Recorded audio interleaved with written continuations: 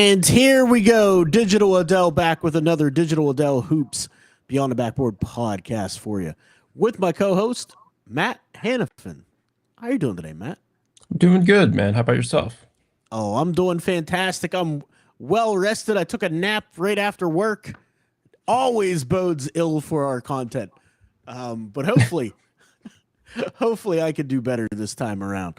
I might actually remember to push this thing out to the masses because I forgot to even do that the last time we did our podcast, was to share on social media that we were even live. So I am an A+ YouTuber. Not really. But anyway, what's up with you, Matt? What's new? What interesting things have you been up to in the last 48 hours since we've spoke last? Watching a lot of basketball because we're now 2 weeks away, or almost 2 weeks away, 2 weeks away, 2.5 weeks away from Selection Sunday. So, conference Ooh. tournaments start next week for everyone in college basketball, but the one I'm particularly doing, the Mountain West tournament, as we all love and know, that's in 2 weeks from yesterday. Right. So, I season's can't wait. coming to a close, man, and then trying to just get these, trying to evaluate as many guys as I can over the next few weeks, because this is one of the most important times of the year for the evaluation process, as we've kind of talked about before. Even though it is a small sample, and not all of these guys are fortunate enough to be playing in the NCAA tournament. Some of them will go to the NIT tournament. Some of them we go into the new, God, I can't remember like what it's called. The one that was created last year. I'd be That was in lying if I April. told you I knew. I'd College Basketball Invitational, maybe it's called. I don't something remember like exactly. that. Anyway, I'm drawing a blank, but some of these guys, I've especially got in an these power old smooth programs, will be brain. going I to don't that. remember anything. But yeah, this is an important time for year for evals, especially in conference play, as well as some of these, very exciting matchups like what we saw last week with um, Duke, Michigan, and then Arizona, Houston. Yeah. You Um, know what I end up doing with a lot of these, because there's so many games in such a short period of time, yeah, I end up going back and watching some of these, after the conference tournament's over, the yeah, NCAA tournament's over, because like you said, it's going to be rocking and rolling. There's just so many games that are great eval material for sure. We've come a long way since the beginning of the season, Matt. We were watching some of these great players against like Chattanooga State, and you yeah, just couldn't yeah. learn anything from those games. So yeah, this is the great time of year. My schedule's kind of flipped on its head since I started doing these evals. Right, since I started doing these evals, it used to be that I couldn't wait for the NBA playoffs, right? Or March Madness, just those things. And now we consume so much basketball all year round. It's kind of just like, our fun time is already passed. You know, by the time we get to the NBA playoffs, it's like, it's all right. We get some good basketball in the finals, and you're like, oh, okay. But yeah, man, you get the conference tournaments, you get the NCAA tournament. Good times. We're in for some good times. A lot of basketball, but good times. But I wanted to talk about two things tonight, and I know you may not have watched them, but it was very interesting to me. So there's been going, in my head at least, this internal debate still between Acuff, Kingston Flemings, and Michael Brown Jr. Like, they're going to be super difficult to differentiate, right, between those three guys. What's up, E? Welcome to the stream, and we appreciate everybody that is tuning in to the Draft Circle. So welcome into the Draft Circle while we get right into it. Way to kick things off, E. But Darius Acuff, man, I've gone to another level of in my eval with him over Kingston Flemings. I think I have him quite a bit now separated between him and Kingston. And there's a few reasons for it. It isn't anything against Kingston. Kingston's a supremely talented point guard. This just so happens to be one of the rarest point guard drafts we've had in a very, very long time. For people that didn't watch the game last night, this was, it wasn't a great Texas A&M team, but they play really hard. They play defense. They do some unique things in terms of trapping and blitzing. They're very physical. Like, they had their hands all over Acuff all night. You're not going to be able to do any of that in the NBA, but that's what they did. They basically picked him up full court or half court traps and was like getting two hands on him. Now, Acuff the whole night was kind of just running the offense for the most part. His jump shot was way off last night. I don't know what was going on. Like, the ankle caught up to him, or the playing 40, 50 minutes a game caught up to him. I'm not sure, but he was just off. And with 10 minutes left in the game, I fell asleep. And his stat line was 5 points, 5 rebounds. That's how many. That was basically what he had for stats. He had a steal or two and some 5 points, 5 assists, and he had a few rebounds in there as well. By the end of the game, he had like 22 points, and he had like 7, 8 assists. You know what I mean? Like, in 10 minutes, when Texas A&M was making their comeback because the game started to get close, he turned on. He put on the cape, man, and he turned it on. It's a rare thing for a college basketball player who has an ankle sprain to have that kind of toughness and will to win. I just think that's a differentiator. No matter what position you play, I think that's a differentiator. What are your thoughts on what I've described, Matt? I know you didn't watch it. It's nice that he's playing through an injury, but I can't use that as an eval for him being I can't use that as a justification for him over another player unless that other player doesn't like playing through injury and is never available. I mean, I can disagree with that for this reason. And I understand what you mean. Like, they're not apples to apples is what you're saying. Yeah, like if a player is consistently hurt and doesn't want to play, right. And they're on a similar tier versus another player who's consistently playing through injury, whether he's playing poorly, well, a little bit of both. Right. Like, I can't really use it as yeah, you could say maybe there's I don't know, tougher, if that's the word you want. For lack of a better word, yeah, he's tougher than the other guys, so that you're using that as an attribute that can sway something one way or another. But I don't think in this case I would do that. But I mean, he is playing through injury, but it's not. He was in a walking boot for the whole week prior to that 50-point or 49-point game he had.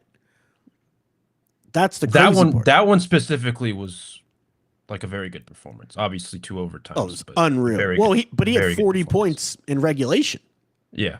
Yeah, he scored 9 points in the 2 overtimes. That's it. That's the crazy part, is that he had 40 of those points in regulation. But he was in a walking boot. E says, I kind of agree with that. Drive isn't taught. That's the other thing. There are some things you just can't teach, and that's why it's a separator for me. It isn't every day you see a player with that type of will to win, regardless of he could easily have just shut it down, right? He could have easily have just shut it down and said, "Hey, I'm going to be a high pick. I don't want to risk, my draft stock falling," and he's not doing that. It's kind of the opposite Darren Peterson conversation. And I'm not comparing the 2 injuries by any stretch of the imagination, but it's kind of the opposite thing. Now, that's how most people, I think, view it. I view it a little differently. Darren's playing through injuries. Darren hasn't completely shut it down, right? He's taken himself out of games. He hasn't played a ton of minutes, but he is fighting through injury, so to speak. It isn't yielding a lot of good results. There's a lot more questions with Darren Peterson's play. How much is it the injuries? How much it is he can't beat the big around the corner off the pick and roll? Is he not explosive around the basket, or is he? Like, there's just more questions than answers. With Acuff, you're getting answers when he's healthy. You're getting answers when he's injured. Like, he's giving answers. He had this play yesterday, Matt. He broke down the defender, crossed him over, got him onto his hip, used his off arm, chicken fighting with his off arm. But his instant processing ability, he saw the help coming over way before it was supposed to get there. And as soon as that big man took a step or two, with one hand, he threw the oop immediately. Like, his processing ability is unbelievable with that kid. But I guess we'll get more into it. Can't wait for the conference tournament. We'll talk about Acuff a little bit more because you know what? I'm going to just say it. I've watched every game at this point. I've become a fan of the kid.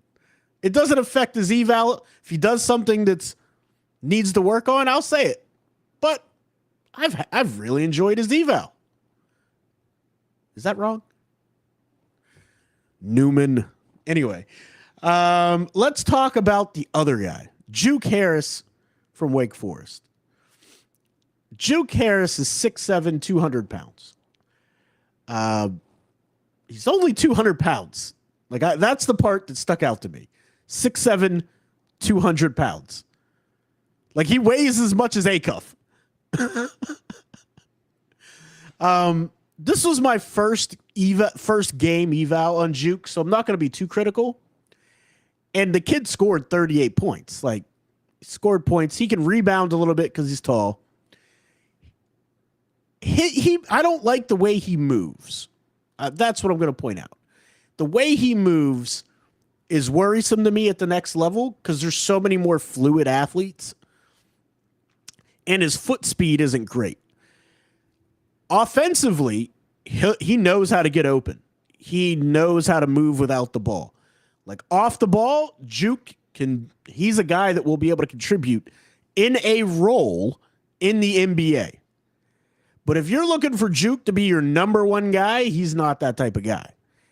Like, Juke is a movement shooter. He's a standstill shooter. He does that. He does not get to the cup and finish the way you think. Like, Juke only shoots 35% from three, and his best skill is movement shooting. You know what I mean? For a guy that tall, and for his skill to be movement shooting, you need that 3-point percentage to be up a little bit more. He averages 7.6 attempts per game. Like, he gets those attempts up there, What are your thoughts? I know, again, you haven't watched him, but for a guy who's 6'7" and primarily plays on the perimeter, like 50% of his shot profile is from deep. I mean, I don't think the 35% is like that crazy bad, especially if he's getting up 8 attempts a game, because the more you shoot, the lower that's going to go, especially if that's most of your profile. I mean, it's not good. It's not good enough for the NBA. Like, you need to shoot. If you're primarily a shooter and a movement shooter, you got to be in those high 30s, pushing 40s these days. Like, maybe back in the 90s that was cool, but not anymore. Not if you want to go somewhere in the first round or be a primary option. Like, you may not have I mean, I don't think any of us are thinking he'll be a primary option. No, but like, what are we like? If he's a projected second round pick, he's not going to be a primary. So he's a projected second round pick. That's where people are putting him, right? But with that frame in this draft class, there are just so many other options, right? Like, he could get pushed down the board in a hurry if he's going to have movement limitations, if he's going to have ball handling limitations, and he's shooting in the low 30, mid 30s for his 3-point shot. Like, it's just not good enough. But he does fit a role. Like, that's the big part. We talk about that all the time. There's a lot of players don't make the league because they don't know how to fit a role.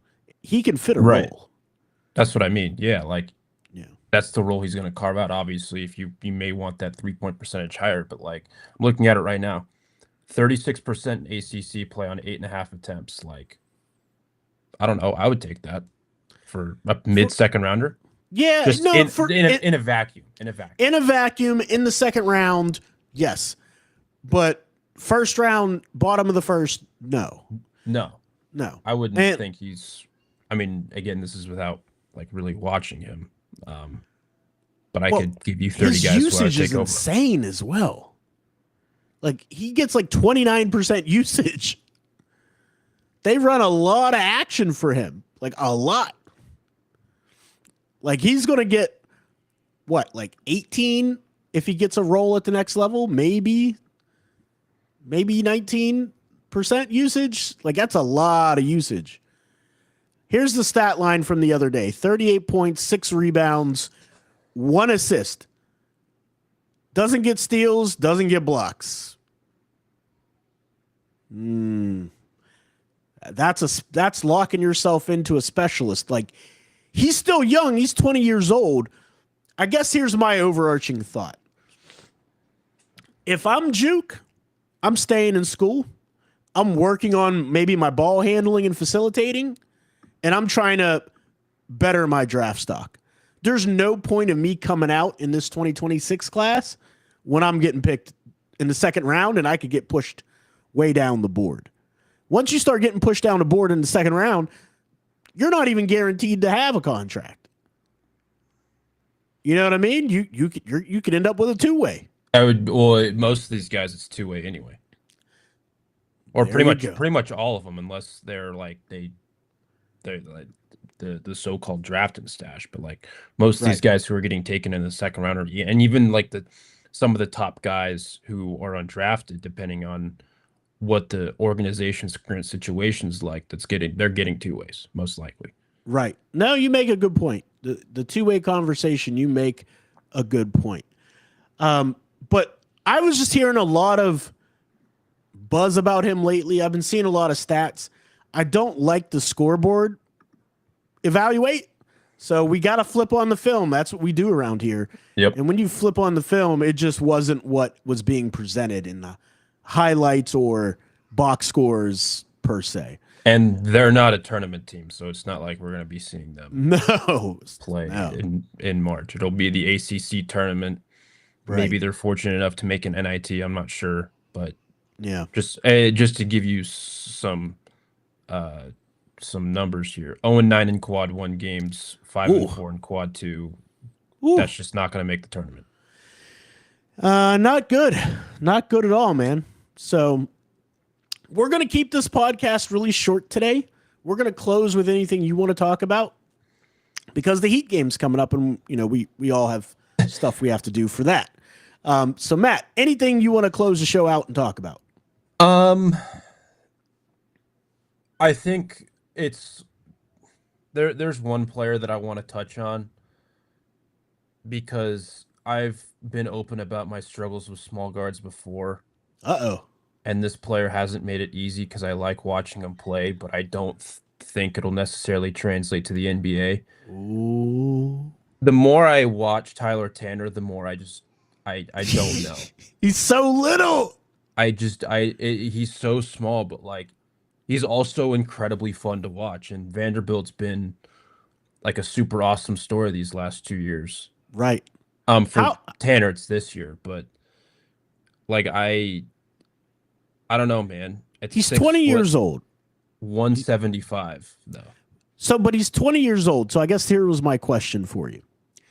He could get lost in this class very, very easily because of that size. Do you think he's a candidate to stay in school? Spin the wheel, try again next year? Maybe it's perception versus reality. But I don't know. My perception, again, this is just like me, like a prediction. This is kind of just where I'm at in my head. I think NBA teams are higher on him than me. Ah, gotcha. So like there might be, and I mean, obviously, or at least maybe I can speak more so for me than you. Like I'm chronically online. I see people's big boards all the time and everyone has them like very high. It's just like, I don't necessarily understand it. Obviously it's, is he this year's Colin Murray Boyles? People value different things and different players over me, for example, and Right. vice versa. Um, so like maybe there is a world where a team takes a shot on him. I'm just gonna throw a number out there, like top 20. Like he's like 19, 20, Wow, whatever. top 20?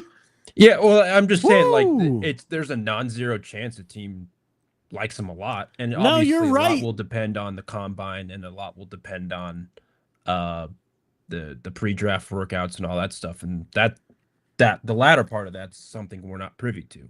Right. Um, Well, there's just so many point guards though. We there's got so many point guards, but it only takes one team, and so it it's like does. You're right about that. You're right I about don't that. know, maybe maybe not even top 20, but like maybe like 25 through 30 or something like that, and he's willing to take that bet. I have no idea. Well, But we're for gonna me, end it's the just show on like okay. this screams Rob Dillingham. Oh, he got the Rob Dillingham label. Oh no. Poor Like, Tyler Tanner. and I mean, obviously it's a different situation because Rob Dillingham went 8. Like, I don't He think did. Tyler He Tanner's did. gonna go. Yeah, Tyler Tanner's gonna Tyler's go not going 8. eighth. Um, We're gonna play the game again. I'm gonna give you 3 people. You tell me who you got. all right. 3 point guards. Christian Anderson, Tyler Tanner, Abuko Corey. Uh, a Corey Anderson Tanner. Ooh. I could flip the first two. Dude, I love a Corey. I think a Corey's fantastic. I would take a flyer on a Corey over Tanner in a heartbeat. Oh, In a heartbeat. me too. But at the same time, they're all like my size. Like that's not good. I'm not using that as a compliment. No, I get it. I know what you mean, man. I get it. But it's there's just so incredibly skilled in Tanner's case. Um, Same thing with a I think he's Corey. I think he's outperformed his expectation defensively. Tanner. Definitely getting steals. He is a Yeah. steals machine. But it's just like if I'm looking at translatable skills for the next level where there's Right. bigger, stronger athletes, and and I've said this on here before, and I'm going to repeat myself for a lot of these smaller guys. Teams are much smarter nowadays in exploiting your weaknesses defensively if you're small. For sure. They For mismatch sure. hunt, especially like I'm mostly talking about a playoff setting, but even a regular season setting. Teams are going to attack you if you switch, and a lot of teams switch, and a lot of teams sometimes they're baited into switching, and so it's like you're really going to have to hide these guys. And I But think this this is is why I like crept a up with Corey. A Dillingham. Corey's This is so crept strong. right, He's but it's really strong. still you're still at a disadvantage if a 6'8" Agreed. wing No, who's I the agree. primary creator. Like I think I made this mistake a little bit with Reed Shepard. Reed Shepard's getting Mm. hunted against these better teams Oh, in the for NBA, sure. Yeah, for sure. and he's just not holding up. And I think Right. knowing Ime Udoka, probably not going to be very happy when something like that happens. Right. No, that makes a lot Um, of sense. and so it's like, yes, these are phenomenal college players, creators, playmakers, shooters. But when it comes to the small guard conversation, it's just like I don't know, man. I have him really low. I want to say I have him right now in the 40s. Like he's really, really low. And I think I get that's that. more so me moving guys just above him and like not adjusting his particular ranking. Right. But even then, like I still wouldn't put him much higher than that right now, despite Right. everything that we know with his skill set and his efficiency and all that stuff. Like Because he's he's a so super freaking awesome player. small. Yeah. Yeah, he's just super ridiculously small. Yeah. That's the same problem I have with Christian Anderson. Like I like Christian Yeah. Anderson a lot. He's just so little. Yeah. But he's a great processor and terrific facilitator, Christian Anderson. I think a Corey's the better scorer out of all 3 of those guys, but and they all bring a little bit something different to the table. Right. But yeah, man, it's tough. You answered that pretty quickly, so I'll give you props for that. You broke it down to your 3 in the order you thought that you would like most. So that was awesome, dude. Before we get out of here, Matt, tell the people. Oh, you have something else to say before we go?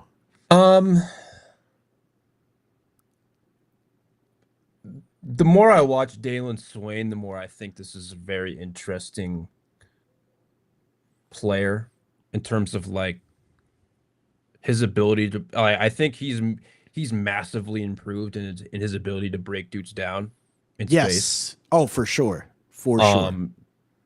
He didn't shoot the ball. He's not shooting the ball particularly well from deep yet, albeit on fairly low volume.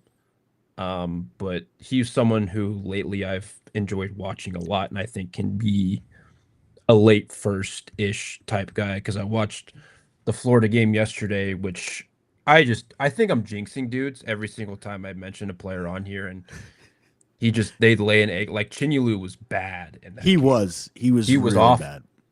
Yeah, he was really bad. I did that same thing with Krivas. Like ever since I mentioned Krivas a few episodes ago, dude. Why you jinx people? You jinx, dude. What's wrong with you? I guess I'm buying like the buy low, sell high. I'm buying high, and they're just plummeting. Right. You're very bad at the stock market.